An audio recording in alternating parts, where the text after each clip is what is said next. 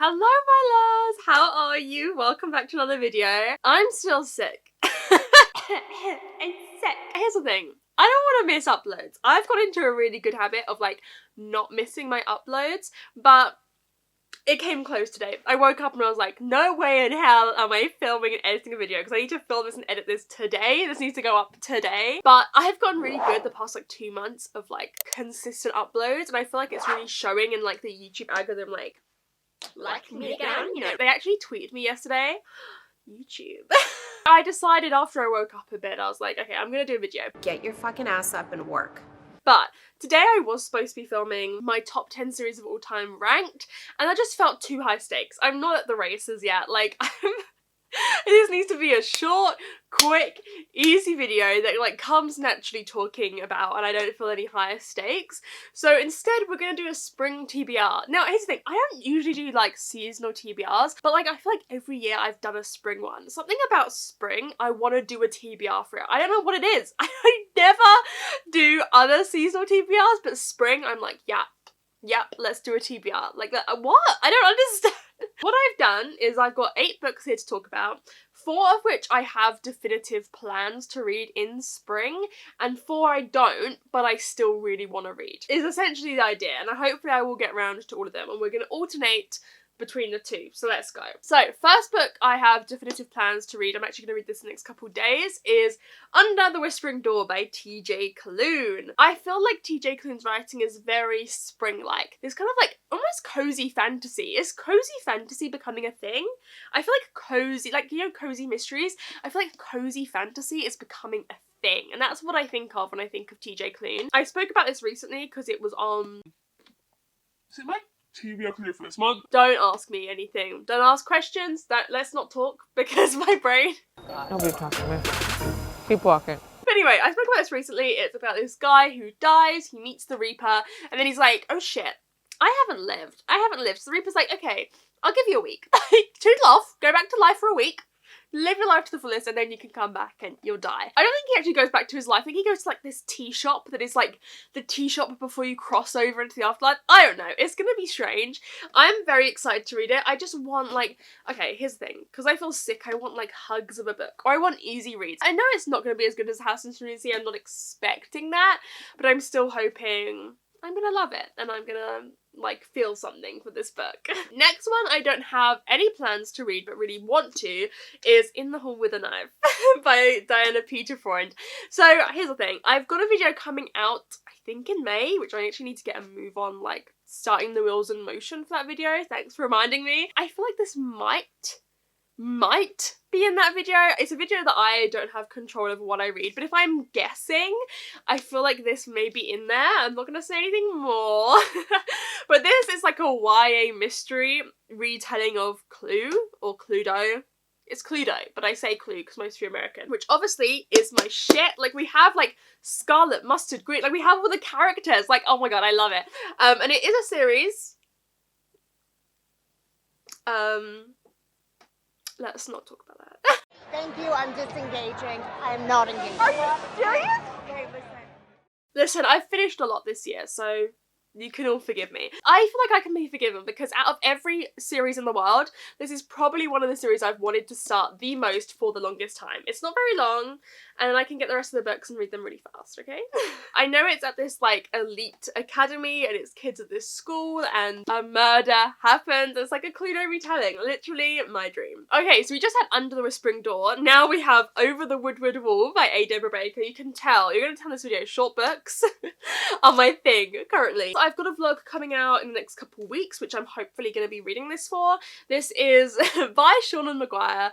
A. Deborah Baker is a character in Middle Game, and this is a book that's mentioned in Middle Game, and then Sean Maguire has actually written the books. And it's kind of, I think, a story of Avery and Zib, who are these 2 kids, and them like discovering stuff and going on these adventures. I just love Sean Maguire. I do really. I have a lot of love for Sean Maguire. Probably one of my favourite authors. Sean Maguire is just so smart and like beautiful writing and just, it's incredible. And the sequel to Middle Game is coming out later this year, like next month, I think. And I just feel like I need to read this ASAP. so I can get to that. Next we have another very short book, which is A Spindle Splintered by Alex E. Harrow. Again, I do not have any plans to read this, but I am really hoping I'm going to read it this month. It's a very short novella, which is like a retelling of Rapunzel, I think. Wait, no. Yes, Sleeping Beauty. That is Rapunzel, right? That is not correct. The Once and Future Witches was my second favourite book last year, I'm pretty sure. I absolutely loved Alex E. Harrow's writing. Like, genuinely some of the best writing to ever exist. Genuinely some of the best writing to ever exist. I just love this edition. I'm really, again, it's another series. Don't speak to me. And I do love a good, like, Disney princess fairy tale retelling. It does get me a little bit excited. As someone, here's the thing, people don't understand. I didn't really grow up watching, I mean, I watched all the Disney movies, like, I watched them, but I wasn't obsessed with them. Like, I liked Belle. Belle was my favourite. I did like Beauty and the Beast. I liked The Lion King. They were probably my two, like, most watched Disney movies, but I didn't like, you know, I wasn't raised by Disney. However, me and my family for many years we went to Disney World in Florida when I was 4, and then when I was 12, 14, 17, 19? Oh, I can't remember. But anyway, I love the Disney parks. Now listen, they are immoral, they're terrible, they are awful, they're horrific. Universal is better. The Universal parks are now better. Cry about it. Cry about it. The Universal Studios parks are now better. Much better. I could actually just go to Universal. Anyway, but needless to say, I do love stuff that takes Disney, what's what I'm looking for? You know, backlist Disney media and like twists it and makes it dark and like fucking spits on it a bit. Do you know what I mean? I really like that. I like dark retellings of it. Anyway, it's a long way to say I'm very excited about this. Oh, Catherine Arden blurbed it. Interesting. Next, we have another book that is on my TBR, Cluedo TBR for this month, which is Pet. Now listen, some of you alerted me in the comments of the video, this is also a series. I was not aware, so yeah. I literally know nothing about the plot of this, apart from everyone has fucking loved it. Everyone who reads this is like, oh my god, like it's the best book of all time. I know something about like a monster. Is Pet the monster? Or is Pet the character? No, Pet's the character. The audiobook is super highly rated, and it's another book I'm hopefully gonna read like next week or so. Next we have one I don't currently have plans for, but would like to get to, and that is Peril at N House by Agatha Christie. So, many of you will know I am reading the Hercule Poirot books in order. Is that my hair? Okay. And you know what? What was that? Okay. But I haven't, the last one I read was Mystery of the Blue Train. This girly, which I didn't like, but I love the edition of it that I have. It's gorgeous, but it's not a good book. I read that, I think, in like June of last year, so it's been a long time since I read an Hercule Poirot book. Now, I did read Midwinter Murder, which was a series of like Christmassy short stories at Christmas. So I read an Agatha Christie at Christmas, so it hasn't been that long. But in terms of making progress in this series, it actually has been quite a long time. Hello? What's up? You got McDonald's? I didn't. Who did? And Pappy just delivered. For who? You? The house. What is it? Hash browns and sausage and muffins. They called me and I said I don't want anything. What sausage? How many sausage muffins are there? 2. Well, Mum's gonna have one, so you're okay. You're safe.